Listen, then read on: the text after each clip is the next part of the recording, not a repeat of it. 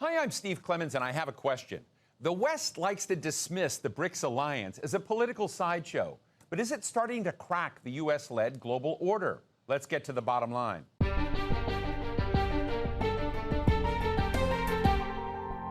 Next week, the group of countries known as the BRICS meet in Russia for its annual summit. After the Alliance of Emerging Economies expanded last year, these 9 countries now represent a bigger slice of global wealth than the G7, the main economic group of the United States and its junior partners. Population-wise, BRICS represents about 5 times more people around the world than these G7 nations, and it literally has 40 countries knocking on its door to join. But what power does it really have? And can the BRICS pose a challenge to America's grip on global dominance and the global economy, even if it wanted to?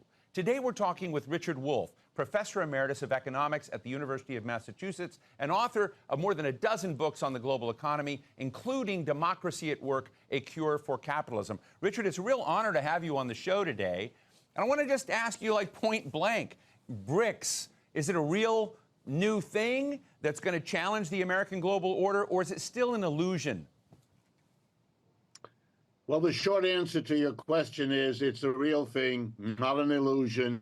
It's already challenged the order that was dominated by the United States, and it promises to continue to do so. It certainly is, as we are speaking. It is only wishful thinking on the part of the major countries of what we used to call the collective West, or maybe should still call it. It's a self-delusion on the part of the West to minimize it, to brush it off. Really is a new world order that we are living through.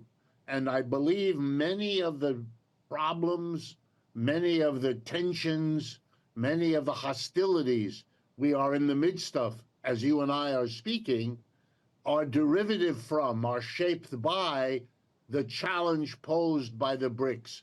So when I look at this group of nations, it's hard for me to understand, what do they represent? What are they for in terms of, I know that they may be against American dominance, but what are they collectively for? They should not be thought of as some sort of monolith. They aren't. But they share that the highest priority they have is to emerge from the state of underdevelopment, less development, whatever language you find comfortable. These are countries that don't yet have the standard of living of the United States and who do not accept the notion that they can't or mustn't or shouldn't aspire to at least the same standard of living, if not, in fact, a higher standard. And they want the freedom and they want the opportunity to do so. And now the tension.